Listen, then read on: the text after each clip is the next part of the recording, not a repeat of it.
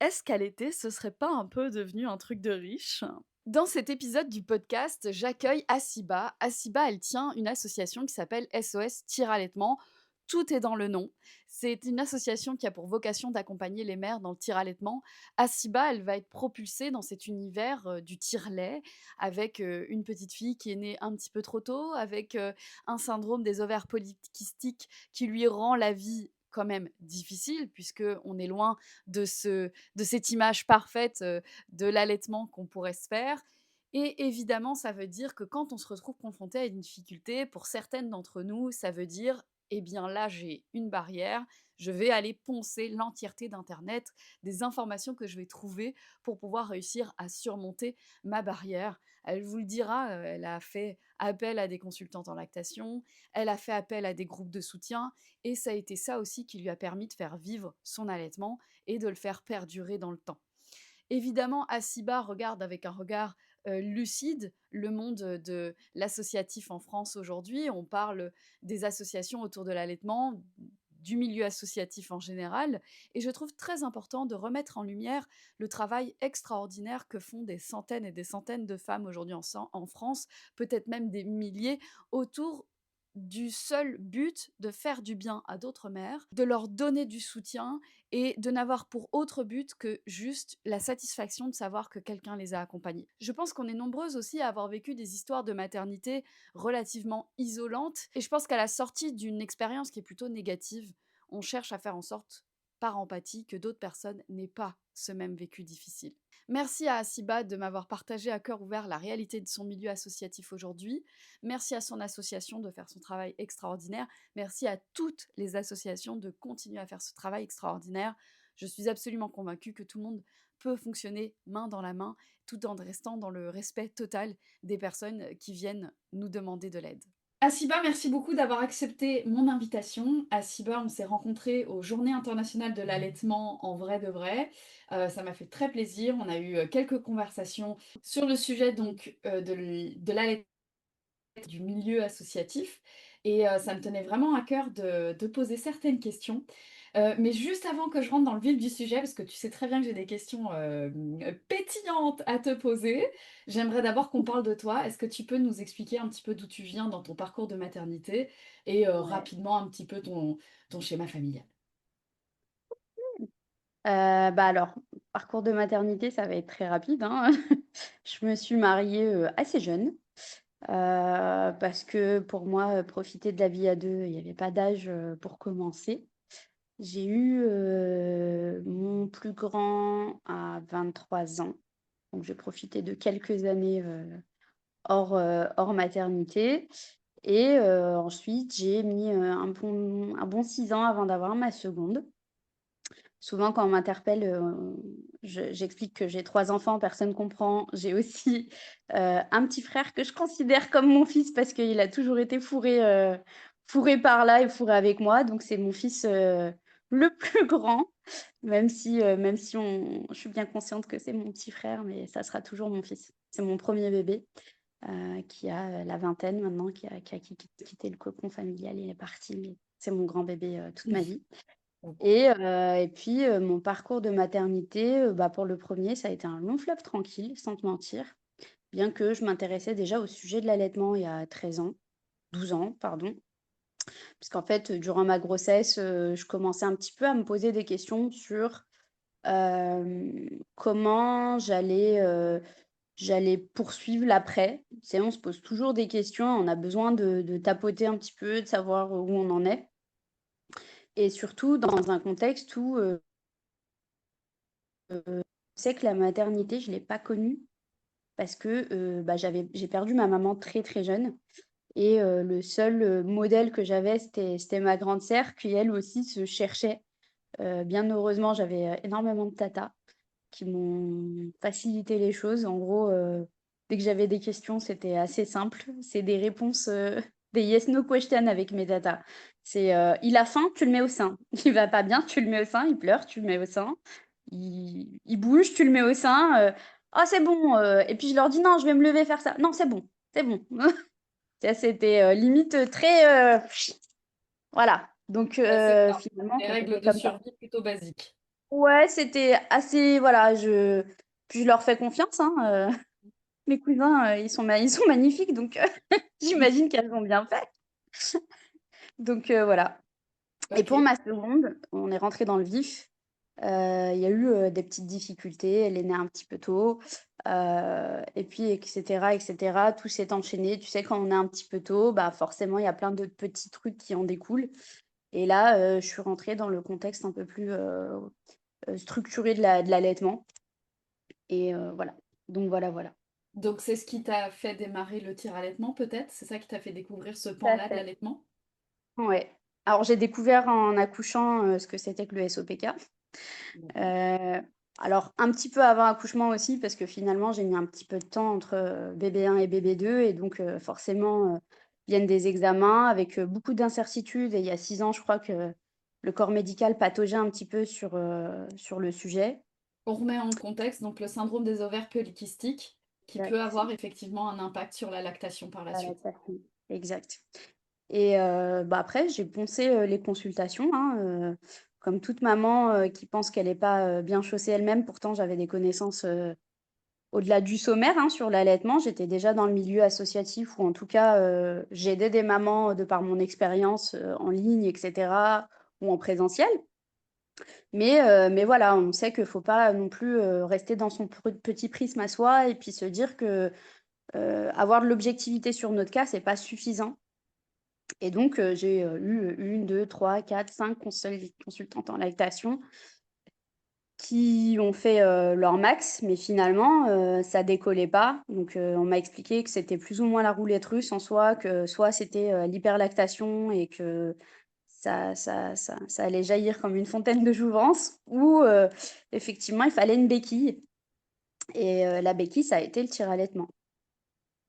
Donc voilà, Donc, ça t'a fait connaître ce milieu un petit peu particulier du tir-allaitement. un peu J'imagine plus. que c'est aussi ça qui t'a propulsé dans le milieu associatif et qui t'a fait démarrer finalement ton association SOS Tir-allaitement. Est-ce que tu peux nous parler un petit peu plus de ton association?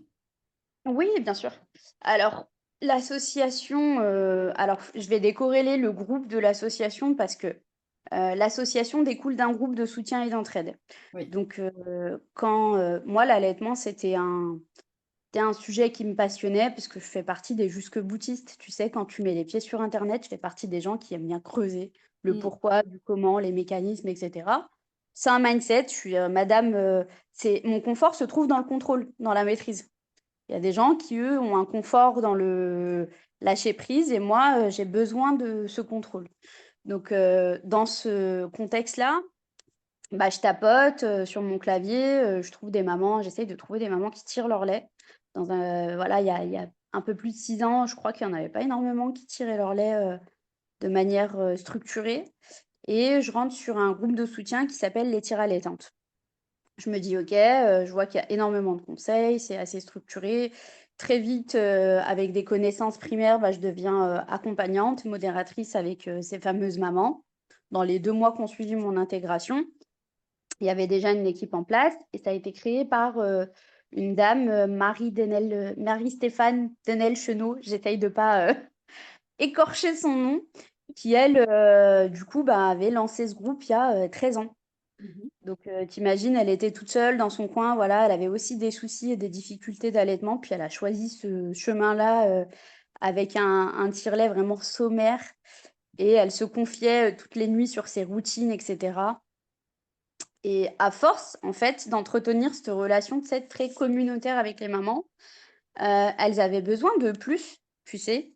Et on était à cette époque-là, 5 nanas, se poser la question de: on se lance pas?» Tu sais, les discussions sont restées tellement longtemps sur le: «On se lance ou on se lance pas?» Mmh. que déjà le côté administratif nous a grave découragés, hein, je vais pas te mentir, Ouais, c'est c'est la lourd quand chose même. qui décourage le plus parce que c'est lourd. C'est lourd en termes de gestion, c'est lourd financièrement, c'est lourd, au niveau de la gestion de nos vies aussi parce que ça empiète beaucoup et puis Mmh. à l'époque, on était quand même un bon 30 000 de mamans à discuter et on se dit: «Bah, vas-y, quand on le lance en associatif, comment ça va s'articuler et comment on va s'en sortir?» Bon, l'altruisme a pris le dessus. On s'est dit: «Ouais, quand même une consultation correcte d'allaitement, ça devrait pas être régi par, nos moyens. Alors, Mmh. go, on se forme, on se structure et cetera. À savoir que j'étais pas la seule fondatrice, hein, donc je suis cofondatrice. Donc on était 5 nanas, merveilleuses à penser que c'était nécessaire et on s'est structuré effectivement, fin 2021, début 2022, de manière officielle. Donc, Mmh. 10 ans sur le non, 13 ans sur le marché, depuis, fin 2021 sur le côté associatif. Et du coup, il y avait une question, mais tu sais déjà, je te l'ai dite en off, et du Ouais. coup, elle va permettre de structurer la suite de notre conversation. Et j'avais envie de quelque chose d'un peu punchy, d'un petit peu agressif quand même, parce qu'à un moment donné, il faut qu'on se parle. Allaiter, c'est pas finalement un truc de riche? En fait, ça dépend où tu te trouves pour moi, j'ai l'impression qu'effectivement sur les réseaux sociaux, ça a très cette connotation, un peu, chic, bobo, fancy, mode, Mmh. et alors que pour moi, dans mon contexte, culturel et cetera, c'est un geste universel. Tu sais, c'est vraiment, le geste où tu te poses pas de questions et en fait, j'ai gravité autour de plusieurs milieux et en fait, on a l'impression qu'il y a, 15 lectures de la manière dont on va allaiter et chaque lecture, en fait, elle va dépendre de où tu te poses, même sur le globe de la terre, tu vois? Et finalement, pour moi, ça a trop de facteurs, cette histoire de riche par riche. Mais effectivement, là où je gravite actuellement, j'ai cette sensation qu'on a créé, l'allaitement chic, tu sais? L'allaitement où effectivement cette notion-là se monétise aussi et c'est plutôt, l'accompagnement à l'allaitement, qui rend la chose un petit peu plus luxueuse que ce que ça devrait être. Je suis assez d'accord et je pense participer même à ce problème d'ailleurs et je m'en cache Alors pas. non, mais c'est pas un problème, c'est une solution parce Oui, qu'en je fait pense que c'est pas un problème, tu as raison, et que c'est plutôt une voilà. solution. Et en fait, ça rentre dans un contexte où on est dans une société capitaliste, tu vas me dire si tu es d'accord avec moi ou Mmh. pas. Mais oui. Et où tout tourne autour du fait qu'il faut se préparer à travers l'argent. J'ai beaucoup l'impression que pour pouvoir devenir maman, c'est est-ce que tu as fait ta liste de naissance? Est-ce que tu as le Ouais, dernier porte-bébé à la mode? Et quelque part, en rendant ça justement à la mode ou en rendant ça un peu chic, un peu bobo d'allaiter, je trouve que quelque part, ça sert avant toute chose à une personne et moi, ça me fait plaisir, c'est au bébé. Et puis ouais, derrière, ça va aussi servir à la mère in fine et de passer justement par un côté un peu, chic, un peu publicitaire, un peu justement où on vient contrer les effets de la publicité des grandes marques, de vente, de ouais, lait infantile. Je trouve qu'in fine, pour pouvoir toucher un certain public et pour pouvoir rendre ça c'est par là. accessible, on a finalement trouvé un moyen de s'immiscer dans la vie des futures mères, aujourd'hui.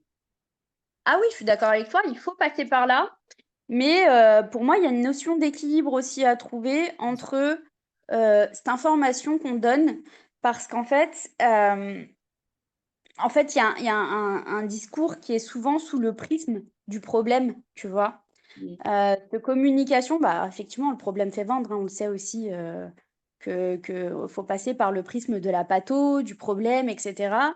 On en a perdu l'essence de ce que c'est que l'allaitement, que c'est aussi, une conviction, un partage, un geste universel et cette communication, en fait, qui m'a toujours, fait un petit peu mal sur les réseaux sociaux, c'est, comment, trouver des problèmes là où il y a des solutions. Alors, je comprends que c'est une nécessité aussi, parce que si on connaît pas le problème, parce que c'est aussi un moyen aussi pour les mères de mettre leurs mots sur leurs mots, parce que si elles ont cette sensation que personne n'en parle, ça invisibilise aussi leurs problèmes. Mais j'ai aussi cette sensation que la manière dont c'est abordé, c'est sous le prisme du commercial en soi. Après, c'est ma vision malheureusement un peu, trop altruiste de la chose, mais ça doit être la déformation aussi du domaine associatif qui fait ça, un peu beaucoup. Oui et puis, ça dépend aussi des contenus auxquels tu es mis en relation et c'est ça qui est fort aussi avec les algorithmes et qui est difficile à avoir une idée. Mais je pense qu'il y a une large bulle qui va parler autour de l'allaitement, mais qu'en fonction de ta problématique ou de ce que as comme difficulté, bah, il y a des contenus qui vont venir plus facilement à toi, que d'autres contenus vont pas forcément arriver. moi, je tombe assez régulièrement aussi sur des contenus de mamans qui sont, soit juste dans la recherche de conseils et puis qui savent pas trop vers qui se tourner aussi parfois. Il y a aussi forcément, des personnes qui arrivent en me disant, à titre personnel, qui vont dire, «Moi j'ai pas forcément les moyens de me prendre des services» et du coup, bah, je suis pas du tout en mode: «Oh my god, mais fais un effort avec ton argent», pas du tout. Je suis en mode: «Mais vas-y, je comprends, enfin, il y a pas de mal à ça» et surtout, bah, moi j'essaye de toujours, rediriger vers de l'associatif justement parce qu'il y a différentes associations en fonction des problématiques. C'est vrai que Mmh mh. il y a la question d'après qui, pour moi, rentre tout de suite dans, la suite de notre Ouais. conversation et tu la connais déjà, la question d'après, c'est quoi la différence finalement entre un accompagnement en association et un accompagnement, bah, payé que tu vas faire auprès d'une consultante en lactation IBCLC ou certaines conseillères en allaitement? En fait, c'est assez complémentaire en soi parce que, heu, en fait, une consultante, en lactation va avoir, peut-être un éventail plus large de la prise en charge de la pathologie, autour de la succion, autour de la lactation et nous, on va arriver en complémentarité sur l'accompagnement peut-être, sur le long terme. Là où il va y avoir des questions qu'elle peut se poser à l'instant T. Alors je dis pas que la consultante l'accompagne pas, au contraire, les consultantes ont un accompagnement assez complet et ça fait partie aussi, de leur casquette, la posture d'accompagnement. Mais toutefois, des fois, on a vraiment besoin de s'identifier à quelqu'un, de direct et l'associatif, c'est vraiment, s'identifier entre pairs, entre personnes ayant connu des difficultés similaires, mais toutefois avec un cursus où elle peut répondre de manière technique aussi. Et là où la consultante va avoir vraiment son cursus de professionnel, pas strict, mais professionnel accompagnant, nous, on va avoir aussi le prisme maman, de réseau de mamans, de soutien, d'épaule. Te dire voilà, bah, ouais, moi aussi je galère et vraiment, avoir au moins ce côté, où on lâche aussi notre perso aussi. Parce qu'on n'a pas ce prérequis de déontologie où on va pas lâcher, nos problèmes. Nous, on est là, en tant que maman, soutenante, aidante et on va aussi vulgariser le fait que, ces difficultés-là, on les a connues et le fait d'être plusieurs, bah, vraisemblablement, on a un bel éventail de difficultés puisque quand on intègre, ne l'asso, c'est qu'on a connu aussi notre lot de galères et que finalement on a trouvé aussi cette porte-là et puis elle nous a porté cette porte-là et puis on va au-delà et c'est surtout ça, le prisme associatif, c'est trouver, son village en soi.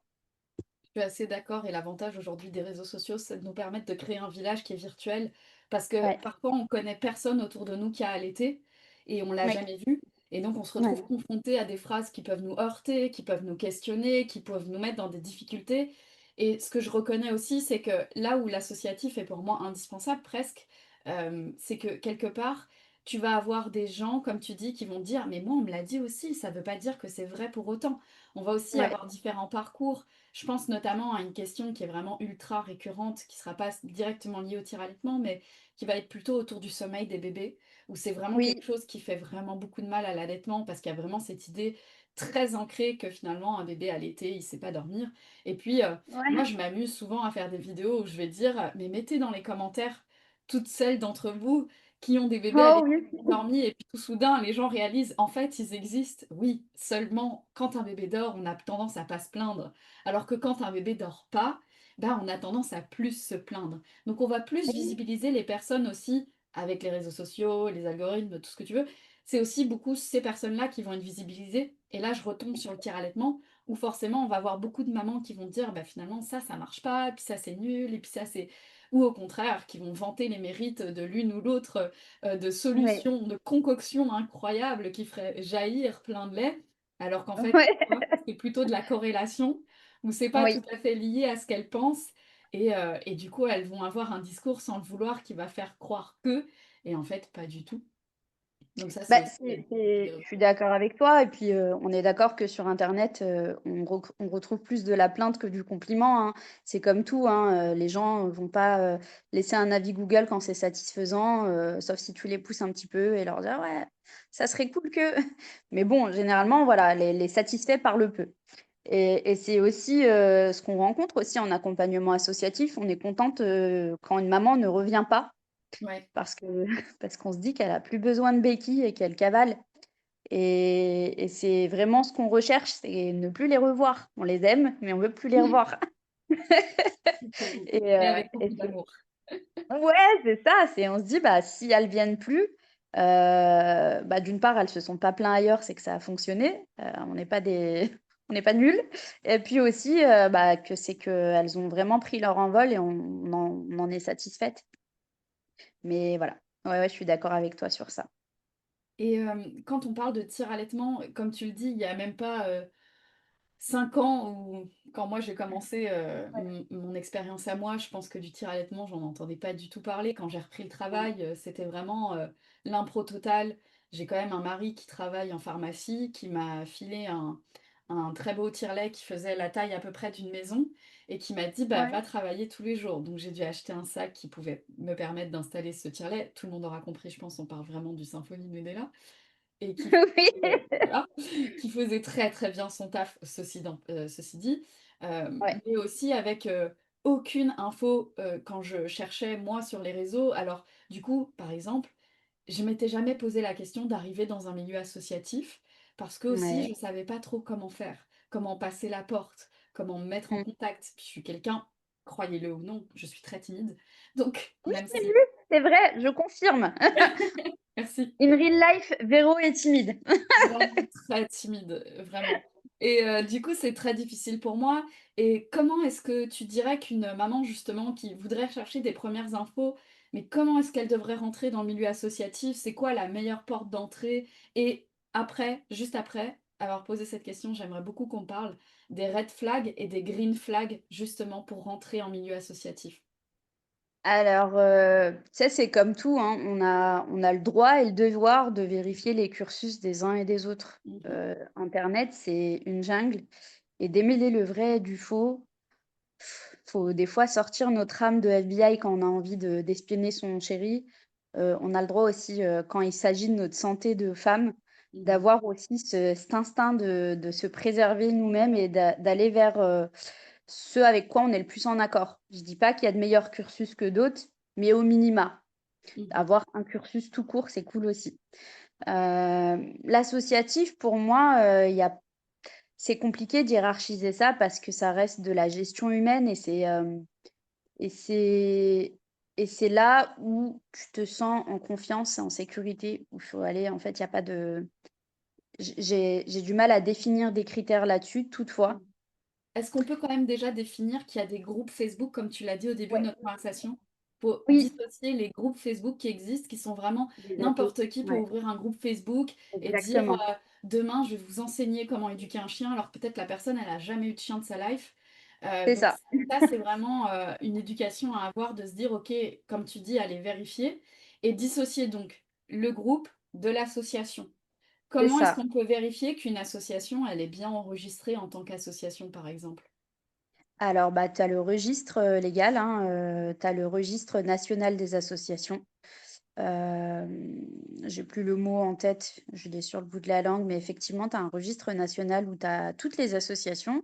Donc, tu as un petit répertoire où tu tapes ton nom d'asso et puis, tu vérifies si l'association existe, est encore en fonction, si, elle est à jour dans son bilan moral, financier et et Donc, Mmh. nous, on fait ça, tous les ans. On vérifie, la solidité de notre asso, la validité de notre asso et aussi, tu as des assos qui vont faire, du terrain ou des assos qui vont faire uniquement du distanciel. Mmh. Hem, la C'est différence le entre ces RNA pour assos info.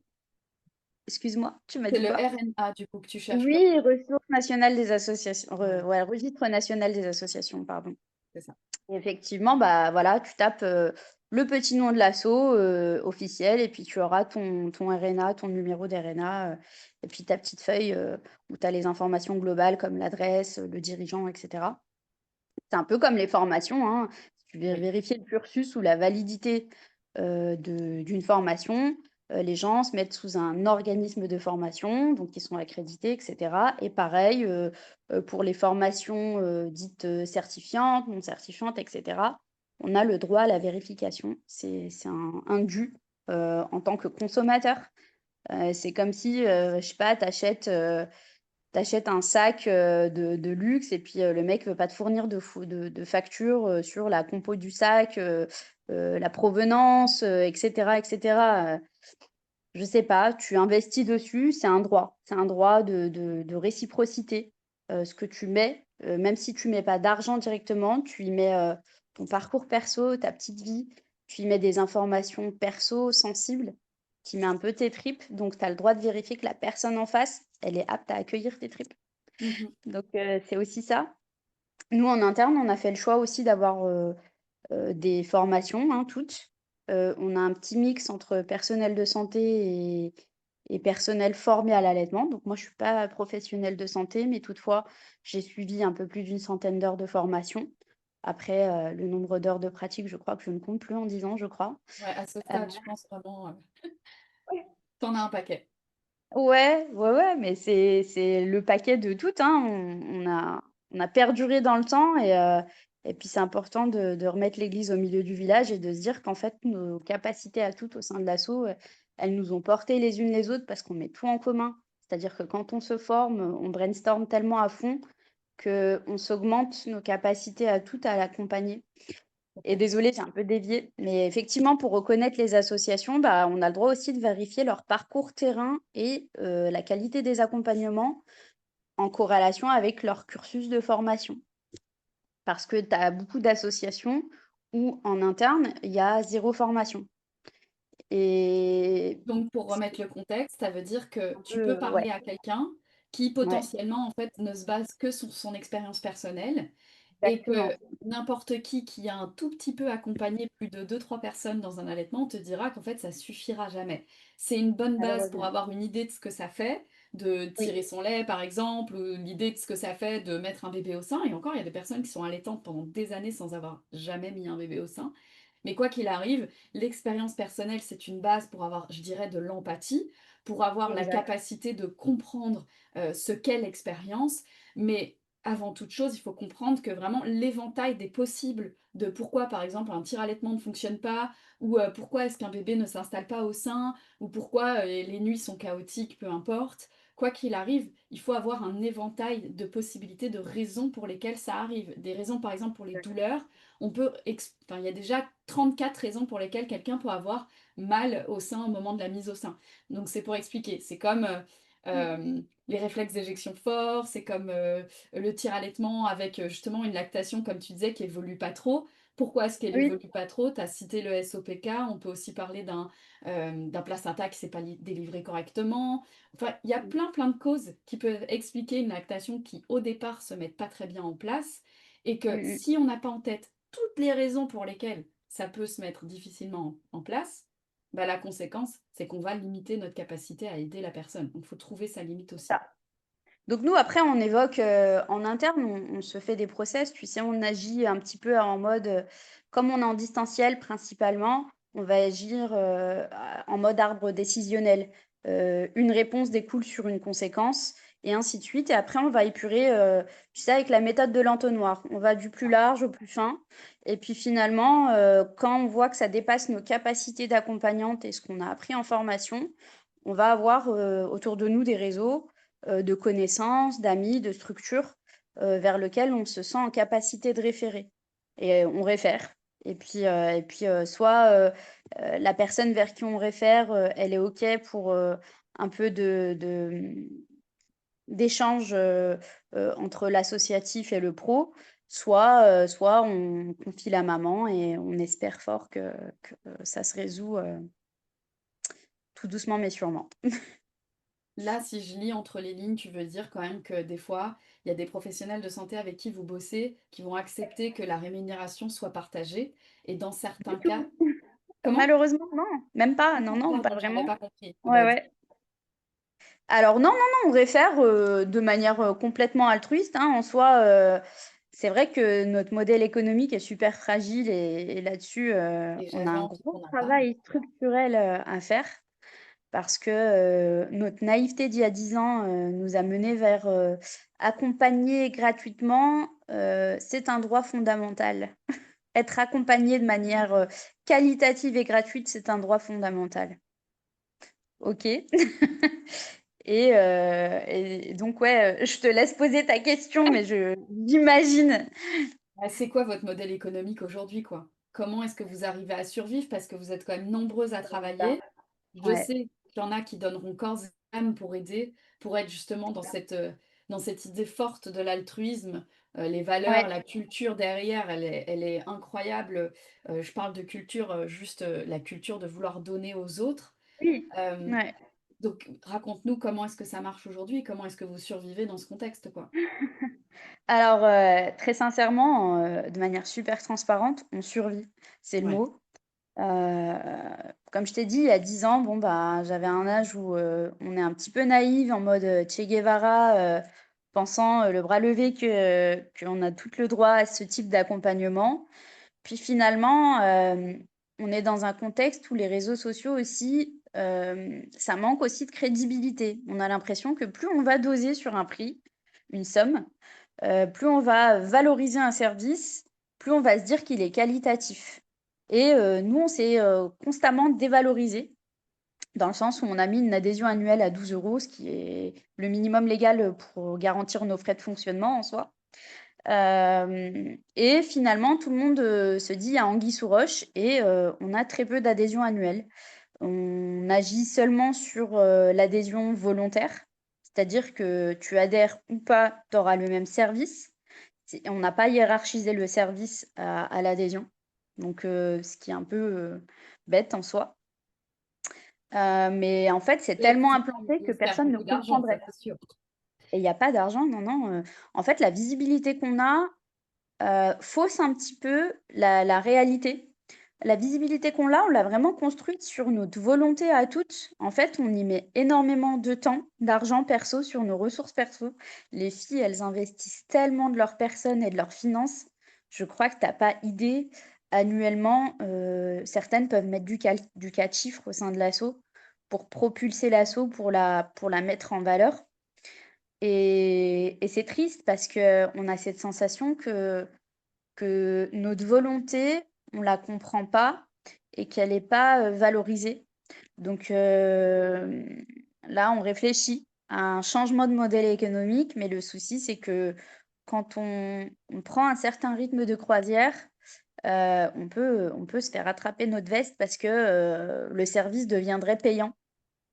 Parce que du coup, la question que j'ai envie de te poser, là tout de suite, c'est est-ce que justement le fait de rendre cet accompagnement très peu onéreux, ceci dit, Ouais, complètement libre de dons ou pas, est-ce que ça permet justement à toutes les personnes d'avoir un accompagnement qui soit adapté à leurs besoins, oui. jusqu'à votre limite bien sûr? Mmh. Est-ce que ça le permet ou est-ce que vous avez la sensation que ça permet surtout à des personnes particulières de profiter et de ne pas reconnaître l'investissement que vous mettez. On a de tout. En fait, Oui. on va avoir plusieurs catégories et les 2 que tu cites rentrent dedans, mais on en a encore 2 autres, bien distinctes. On a, les mamans qui veulent du tout venant, je comprends qu'elles paieraient pas une adhésion pour savoir si, le lait qu'elles ont posé sur la table il y a 3 heures doit se Mmh. mettre au frigo au bout de 4. Là-dessus, on entend bien que ça mérite pas une adhésion. Toutefois, on peut soutenir de manière, altruiste, cette structure où tu es venu et tu as une réponse du tac au tac. On a aussi ces mamans où on sait que véritablement leur situation, heu, est précaire et qu'elles méritent un accompagnement plus poussé. Donc on va les appeler, on va rester avec elles sur un accompagnement longue durée et ce qui est fou, c'est celles qui ont le moins qui donnent le plus. Ça, faut le reconnaître, c'est vraiment des femmes, au grand cœur. Et à la fin, voilà, elles reconnaissent la valeur de l'accompagnement, elles vont adhérer, faire un don libre, ou autre. Et après, on a 2 autres catégories. On a, le panier, publicitaire qu'on comprend pas, parce qu'effectivement notre communication, la manière dont on accompagne visiblement fonctionne. On est assez nombreuses. Du coup, bah, j'imagine que c'est que ça fonctionne. Et on pense qu'une structure associative, c'est aussi l'altruisme dans l'entrée, dans ce secteur-là. Et du coup, on a souvent des petites personnes qui viennent du milieu de la périnate: «Ah bah, j'accompagne, tu peux m'appeler au 06» et cetera. On se dit: «Mais Oui. c'est fou», on leur écrit un message, complètement, simple. On leur dit: «Bah, OK, mais au minima, soutenez-nous». Mmh. Parce que vous êtes là, il y a quand même un devoir, éthique quant au fait de venir faire un panier, bah, j'imagine bien qu'en venant sur une page où il y a, 50 000 personnes, si tu poses un commentaire, tu as une rentabilité quelque part. Adhère au moins, discute avec nous, fais-le de manière structurée, rentre en contact avec nous, demande-nous si c'est possible ou pas Oui, puisque et vous avez puis, des on a professionnels avec lesquels vous bossez quand justement vous vous ouais, retrouvez, limité mmh, dans vos dans démarches et nos que accompagnements, ouais, bien sûr. voilà. Ouais, donc c'est Pareil, il y a des associations qui ont décidé, de monétiser le fait de mettre des annuaires disponibles. Nous, on s'est dit que la ressource, ça devait être gratuit, donc on a mis en avant des annuaires, mais sans avoir de retour. Donc voilà, c'est comme c'est, mais voilà, on a fait ce qu'on avait à faire, rendre, l'information accessible et gratuite et pareil, les professionnels, on en a vraiment qui vont avoir cette reconnaissance et adhérer, nous soutenir, je vais en citer qu'une, mais la meilleure de toutes, une de nos adhérentes, c'est Suzanne Colson qui nous soutient, corps et âme. je me doutais que tu Donc allais dire, Suzanne Colson. ah ouais? Ah ouais, ouais, ça fait, c'est, la mère spirituelle. Oui et soulignons-le, Suzanne Colson, c'est quand même, une des personnes qui a fait une grande avancée dans l'allaitement avec, Ouais, notamment c'est elle qui est arrivée avec, le biological nurturing position, la position, je sais exact. pas trop comment le traduire, Pas mais une position, elle me non, oui, tuerait si voilà, elle c'est ça que m'entendrait j'allais dire. valider. Je sais pas comment le traduire parce que c'est jamais très correct, C'est mais c'est la oui, fameuse oui, BN. exact. La Mais oui, BN, oui, donc qui est cette situation, je sais pas comment le dire correctement en français, mais c'est vraiment cette façon d'accrocher le bébé à la maman de la bonne façon adresse, exact. absolument, parfait ou en tout cas faire en sorte que enfin, cette façon de s'accrocher soit optimale pour un bon transfert de lait, pour éviter des Exact. douleurs, pour faire en sorte que, on revienne à quelque chose de justement qu'on dit naturel, Instinctif, bien que exact. naturel est pour Complètement moi instinctif. un terme qui est toujours un peu risqué, mais voilà, Oui, c'est touchy, je suis d'accord avec toi parce que c'est touchy, voilà. ouais, ouais, ouais. Donc Suzanne Consol quand même, voilà, je le souligne, c'est quand même quelqu'un qui a fait Ouais, des avancées majeures sur l'allaitement et qui, du coup, est anglaise, donc elle a quand même, beaucoup publié, en anglais et en français et du coup, elle est venue ajouter sa pierre à l'édifice, et donc ce n'est pas personne, c'est ça que je veux dire. Pour quelqu'un qui oui, connaît pas le milieu, peut non peut-être se mais dire: «C'est qui?» Voilà. voilà. Mais elle est pareille, en fait, elle a vraiment cette idée, où personne ne doit pas avoir accès à l'info. Elle est super accessible. Moi qui pensais je m'en étais fait des montagnes, tu sais? C'est quand elle est née ma fille, bah, voilà, je cherchais quelqu'un à consulter. Tu veux taper dans le haut du panier, hop, «Est-ce que c'est possible d'appeler Suzanne Colson?» «Oui, c'est possible, sachez-le». Et puis là, je me retrouve devant elle, je me dis: «Oh, OK». Et puis elle a agi d'une manière mais tellement fluide. J'avais ma fille, tu sais, je lui avais mis, des vêtements, j'ai transformé la gamine en meringue, tu vois? Heu, elle me dit, «Ah non», elle me dit: «Laisse-la bouger s'il te plaît». Puis je la vois qu'il la déshabille, qu'il la met en body, elle me dit: «Voilà». Je dis: «OK, voilà». C'est vrai, le mouvement est plus fluide, moins saccadé, l'enfant est moins stressé. Pareil, j'ai une poitrine assez, volumineuse et je lui dis: «Mais tu vois, moi je veux que l'aréole soit là, elle est là. Comment on fait? Parce que est-ce que je vais mettre l'enfant sous le sein?» Elle me dit. Elle cherche, elle voit une banane dans une corbeille à fruits, elle me chope la banane, elle me la met sous le sein, elle me dit: «Voilà». Tu sais, on dirait, Quelqu'un l'italien, de là, qui vulgarise les trucs, que les gens oui. mettent en scène super compliqués. Elle était vraiment dans le même schéma où, j'avais l'impression de revenir à ce qu'on disait au début, mes tantes, quand elles moi je suis là à essayer de me dépatouiller, tu as l'impression que je n'arrive plus à bouger, à me mouvoir et elles te disent: «Bah, en fait, c'est ça, juste ça» et en fait, on attend qu'on nous le dise, vraisemblablement, on est en capacité de le faire. Elle est pas du tout là-dedans, elle veut justement pas interférer, mais j'étais tellement, empêtrée dans mon dans ma difficulté que juste bouger, ça me paraissait difficile et que j'avais besoin de quelqu'un, qui me tend une corde, je m'y attache, elle tire un petit peu et vas-y, on marche à côté après, tu vois? Et C'était un petit finalement, peu c'est ce que vous offrez aussi à travers l'association, en fait. ça C'est et tant elle de est vraiment corde dans les mêmes états d'esprit. C'est-à-dire que si quelqu'un l'appelle et lui dit: «Voilà, je veux une conférence, sur, le BN», et bah, elle y va, tête baissée, elle demande pas d'argent, elle se déplace à ses propres frais. Je lui dis: Mais Suzanne, c'est horrible parce que tu es pareil que moi et on va se perdre, on va couler, le bateau va couler en fait. Elle me dit: «Non, c'est important que tout le monde sache ça». Et je lui dis: «Ouais, on a un modèle économique éclaté, mais on le fait pour nourrir notre âme». Vraiment et heureusement, vraiment, je le souligne, mais il y a beaucoup, beaucoup de femmes, il y en a heureusement pas que toi, il y a pas que vous 2, et c'est ça qui est Oui, magnifique, et il y a et il y en vraiment a beaucoup, beaucoup. beaucoup de femmes qui font ce pas, je compte plus le nombre de personnes qui répondent à des 2-3 heures du matin quand la maman, elle est dans un état, bon, Oui, émotionnellement, c'est difficile, mais il y a plein de gens qui viennent soutenir à ce niveau-là et je trouve que c'est indispensable, et ça, ouais, c'est vraiment ça l'effort manque. qu'elle Il y en a. Ouais, fait. il y en a, mais peut-être pas assez parce que enfin, les personnes en situation de vulnérabilité augmentent. Voilà, il y a eu un contexte aussi post-Covid où ça a peut-être augmenté aussi. La manière dont on a cette perception de la difficulté et de la situation où dehors tout le monde est devenu assez individualiste, tu sais. Et j'espère qu'on trouvera un équilibre entre l'aidant et le pro assez stable et faire un système de soutien bien, tu sais, super durable, solide et conséquent autour des femmes en postpartum direct. Je suis à 100 d'accord avec ce discours-là. Ouais. Hem, c'est une réflexion à avoir au quotidien, c'est toujours se poser la question de comment est-ce que, je me rends accessible, comment, je fais en Mm. sorte que je puisse toucher un maximum, d'audience avec des bonnes informations, de juger aussi de ce qu'on partage, de ce qu'on partagera pas. Ça, c'est vraiment très difficile. Du coup, j'en viens un peu à cette, dernière question que j'ai envie de te poser aujourd'hui. Peut-être que ça fera découler d'autres questions, mais donc cette association, elle existe depuis un moment déjà. Toi, tu navigues en association depuis un moment. Est-ce Ouais. qu'aujourd'hui, tu dirais que justement, mais je pense qu'on va comprendre ta réponse tout de suite, mais est-ce que tu dirais que le monde associatif, le paysage associatif a beaucoup évolué du coup? Et comment tu le décrirais aujourd'hui en France? Alors, il a évolué.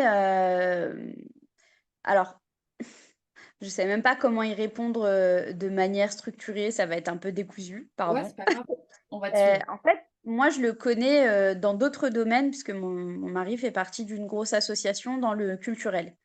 Il a connu l'âge d'or de l'association où effectivement, tout ce qui est subventions et dons humains, heu et et moyens humains c'était le prime de l'associatif dans les années 90.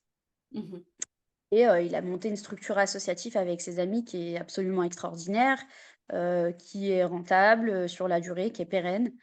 Maintenant, 10 ans plus tard, je Est-ce t'avouerai que je qu'avec, peux faire la juste une manière toute petite, oui, parenthèse, pardon, pour expliquer que quand on est une association, en fait, on est aussi une entreprise quelque part oui, avec ça c'est veut ça, dire qu'en fait, on parle d'argent depuis tout à l'heure, mais c'est vraiment pas un comment dire? C'est pas un tabou qu'il faut avoir. Il y a pas non, de du mal à tout. ça, et que en Mmh. fait, l'idée, c'est qu'on peut très bien travailler en association et être employé par l'association, avoir des Exactement, revenus il y a des stables. contrats spécifiques. Exact. Voilà, des contrats spécifiques. La seule différence d'une association à une entreprise, c'est que l'entreprise, elle a pour but de faire des bénéfices. C'est une La obligation par la lucratif. loi, Exact. soulignons-le. Alors que l'associatif a une obligation contraire qui est de ne pas faire de bénéfices et de terminer son année à zéro. Donc, si je reçois 1 500 euros, je dis des bêtises, je dois dépenser, ou en tout cas, je peux choisir de ne pas dépenser et Oui, réinvestir mon argent dans mon association, mais en fait, je ne peux pas créer ce qu'on appelle des dividendes ou, pardon, oui, créer du profit, mais je suis obligée de réutiliser entièrement mon argent au profit réinjecter, de exact, mon de association. l'association. Ouais, Ouais, c'est ça. L'argent, sert à pérenniser la structure dans son fonctionnement, au exactement. long terme. Voilà, donc tout, reste, ce qui est dans l'association reste dans l'association. Voilà, Et tu pardon. as super Et bien pour toi. schématisé ça. Et en fait, l'associatif rencontre un tournant où, sur un schéma de consommation global, on le voit aussi avec la consommation, des réseaux sociaux, du contenu, et cetera. On est sur quelque chose de très éphémère et d'instable. C'est-à-dire que même nous, en termes de recrutement et cetera, on a du mal à pérenniser l'humain. Je vais te dire une connerie, c'est que c'est plus de la passion, ça va être, quelque chose que tu vas faire à l'instant T, pour un but précis et une fois que, par exemple, tu as terminé ton allaitement, tu peux tourner la page et partir. Nous, de manière contractuelle, on ne peut pas pérenniser un poste en associatif. Le bénévolat n'a pas d'obligation légale sur la durée et c'est là où, se joue toute l'instabilité de ma structure, c'est-à-dire qu'une personne qui va rester, 1, 2 ou 3 mois peut partir, demain, si elle le veut Et et ça veut pareil. dire que tu l'auras formée, que tu auras passé du temps avec elle et que en fait, tu auras dépensé de l'énergie, mais on peut aussi Oui. parler d'argent du coup, parce que le Oui, temps oui, et oui, oui, s'argent bien sûr. dans On notre peut société. valoriser nos actions par, quelque chose de financier, hein, c'est sûr. Voilà, et que tu vas dépenser donc ça pour quelqu'un qui, dans 2 mois, en fait, à hauteur de ce que toi tu as investi, bah, elle partira parce que c'est sa volonté et elle a pas d'obligation et donc effectivement.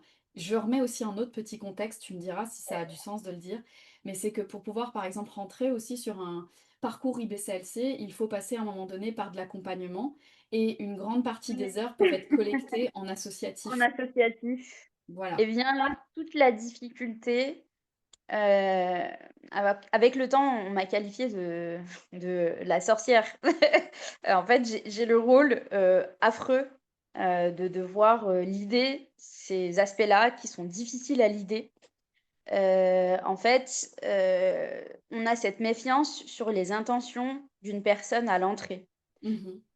Et du coup, oui, voilà, on va entrer une personne, X temps, elle va et du coup, on n'a plus, ce qu'on appelle la formation parce que c'est le mot qui faisait, jackpot en Mmh. soi. Hem, Parce que pareil, on peut plus continuer à faire tout ça gratuitement, à transmettre parce que j'ai investi sur mes ressources personnelles pour me former et transmettre aux nanas qui sont à nos côtés. Et du coup, j'ai l'impression qu'on ait aussi utilisé le domaine associatif pour arriver à des fins bien précis.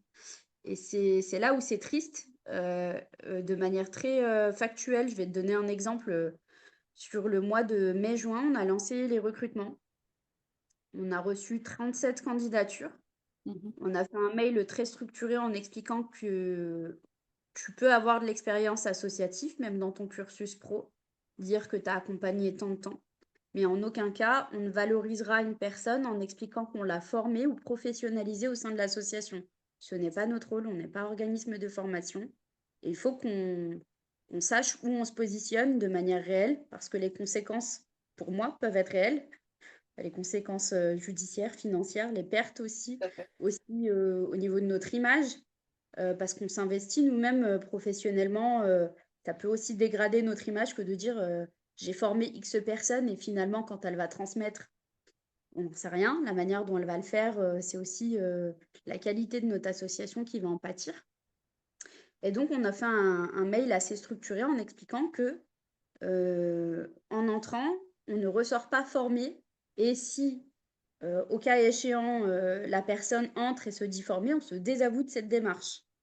D'autre part, on a fait quelque chose d'assez, protecteur. On a mis un un contrat de non-divulgation de ressources internes. C'est-à-dire que si on fait venir des intervenants, on les protège parce qu'il y a une valeur ajoutée qu'elles vont apporter et c'est leur propriété intellectuelle en tant que formatrice. On peut avoir, je vais citer par exemple Marina Lactessence ou Suzanne Colson qui va nous donner une après-midi, formatrice, tu vois? Et et du coup, bah, on est obligé de procéder, à cette protection, de nos intervenants et donc on a mis un contrat de non-divulgation des ressources internes. Alors sur les 37 candidatures, n'ont persisté que 6, voilà, après ce mail. Voilà, et on a eu de tout profil. Voilà, les profils, pro, étaient très présents. Mmh. Voilà, on a eu plus de 80 de profils pro. Et sur ces 37 candidatures, sur les 6, au moment de la signature de l'accord de non-divulgation, 2 personnes seulement ont persisté. Voilà, on sont restées ou en tout cas ont compris la démarche de l'entrée en associatif. Donc Parce que ça te c'est donne vraiment un don de se c'est un don personnel qu'on fait, un don de temps, un don c'est ça.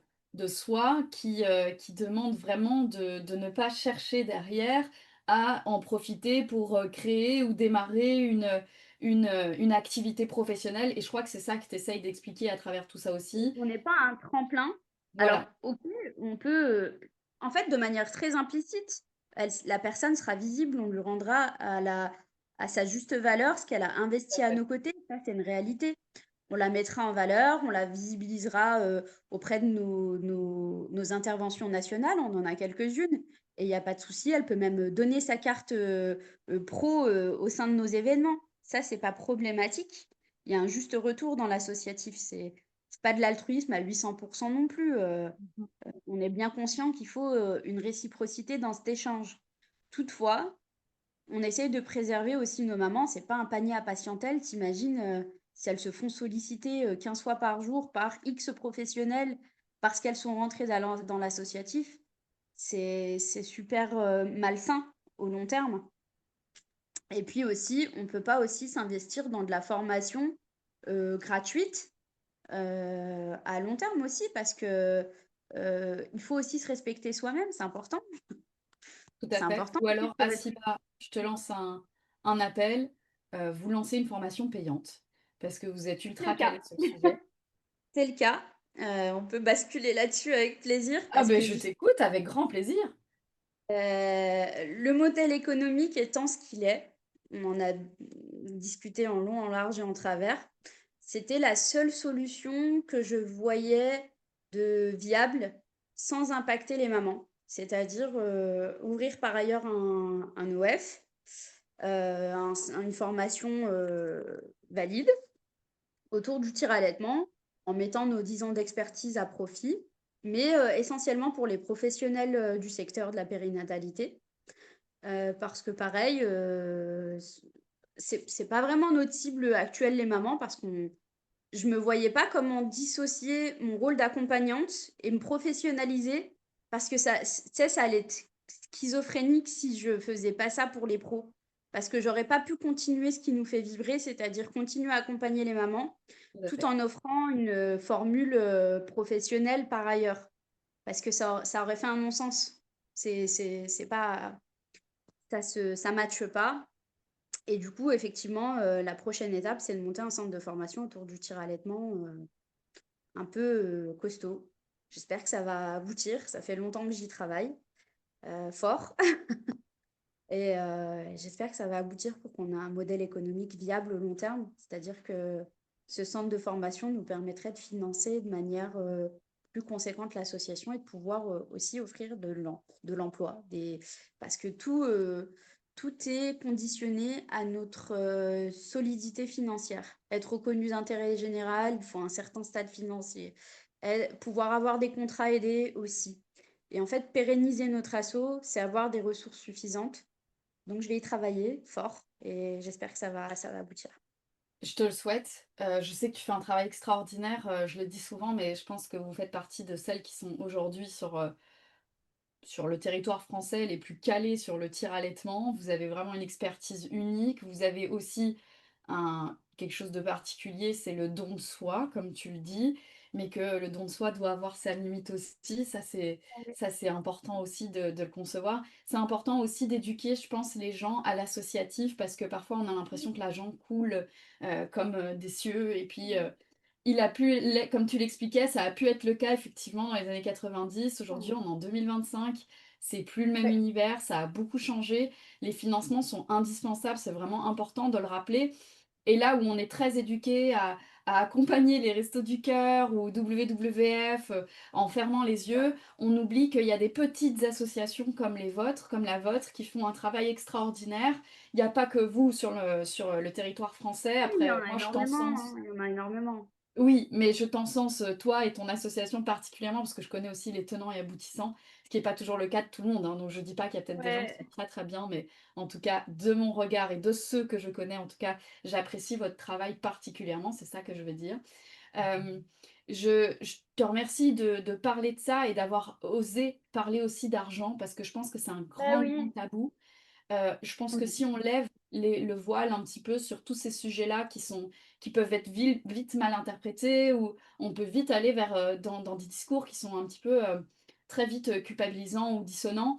Je pense que être une association et ne pas parler de financement et cetera, c'est aussi comme diminuer la charge de travail que vous avez, les investissements que vous faites et c'est de ne pas ça. se rendre compte à quel point ce que vous le faites dans le but d'accompagner et d'aider les mamans et de le faire avec vos valeurs, vos principes et de faire en sorte que sur le long terme, ce soit viable pour tout le monde. Moi, je souhaite vraiment que ce projet d'organisme de formation, aboutisse Abouti. Ouais, ouais. parce que Mais c'est ça, sincèrement c'est aussi, se sentir, soutenu aussi parce qu'en fait, on parle pas de notre charge mentale à nous, accompagnantes. mmh, Tu sais, voilà, Gaëlle, Aurélie, Pauline, Lulu, je vais les citer toutes parce qu'elles vas-y, méritent. vas-y, profites-en.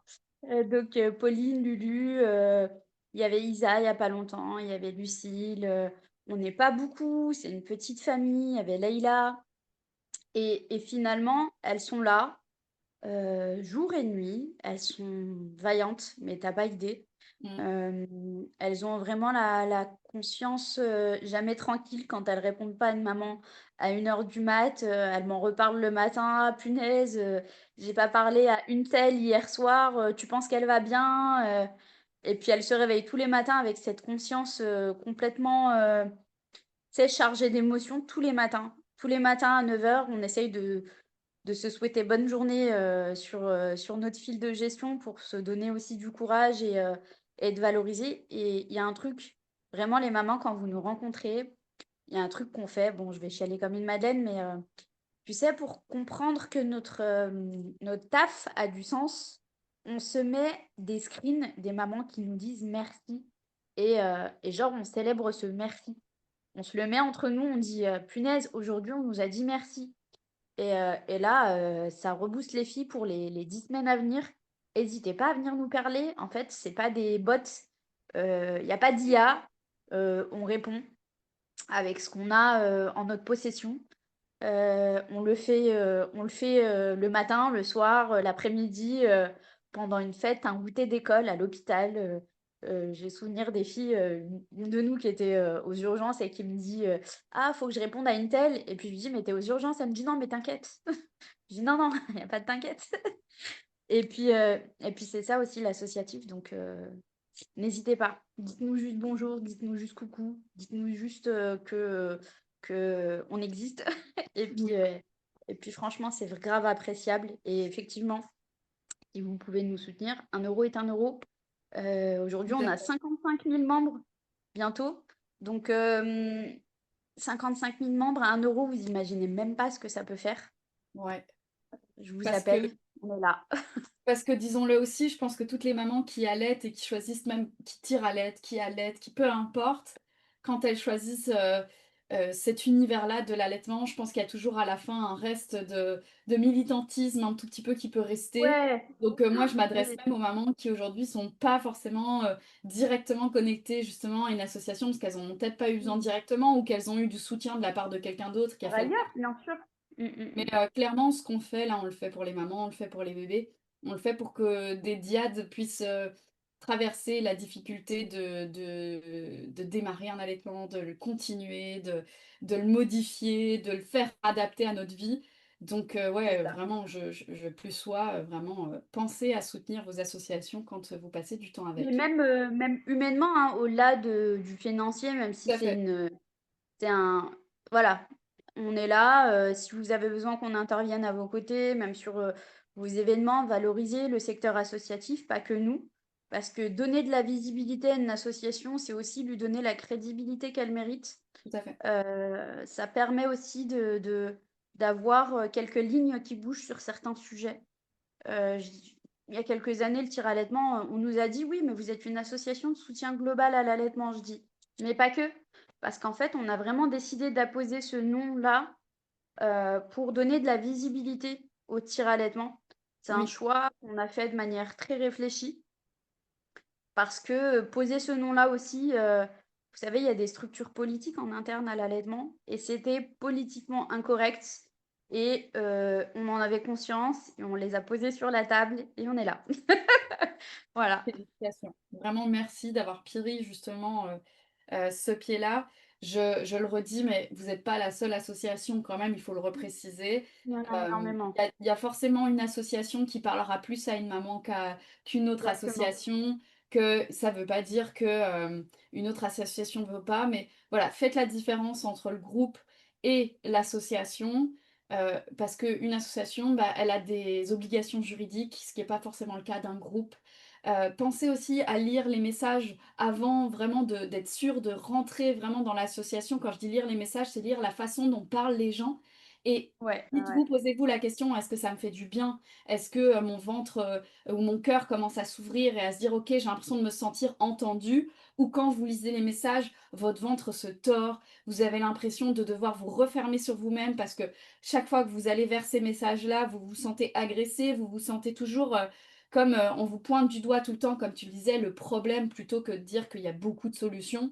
Bah, Oui. choisissez aussi votre association en fonction de ça, même les groupes, adhérez ou n'adhérez pas à un groupe en fonction de enfin ou quittez un groupe plutôt, en fonction de si justement ce sentiment il est plein, ce sentiment de quiétude, ce sentiment de bonheur ou au contraire vous vous dites: «Oh là là, c'est dur à chaque fois que je vais là-bas, j'ai l'impression de me sentir jugée, pas entendue». Sortez, sortez, n'ayez jamais aucune crainte que l'avantage aussi d'internet, Vous c'est êtes quelque pas mariés, il y a pas de contrat, vous allez rien payer, il y a pas de exactement. représailles. Si vous avez l'impression que c'est comme votre mari qui vous tient votre ventre pendant la grossesse et qu'il y a un poids en moins, allez-y. Et Ouais, vraiment, ouais, je suis exactement. d'accord avec toi, Véro, si vraiment, il y a pas de feeling, et même si c'est chez nous, hein, vraiment, il y a tellement de profils variés. C'est une richesse, mais c'est aussi, c'est aussi quelque chose où, je peux concevoir que mon profil corresponde pas à 30 de la pop et c'est OK. C'est complètement Et OK.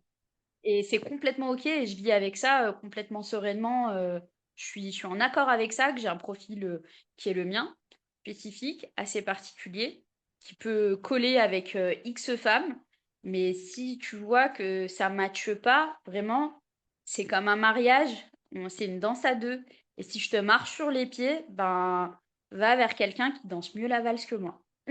Ouais, vraiment, exactement. Donc encore une fois, c'est la preuve, à quel point tu as le cœur ouvert parce que c'est vraiment ça, c'est l'idée que on n'est pas obligé d'aller chez l'un ou chez l'autre. Il faut vraiment aller vers les gens chez qui: «Ah, quand je viens là, je peux poser, comme tu dis, mon ventre ou je peux poser mes seins». Poser la charge là que ça peut représenter, donc c'est super important. Merci à Siba pour ton temps. Merci à toi pour ton invitation, Véro.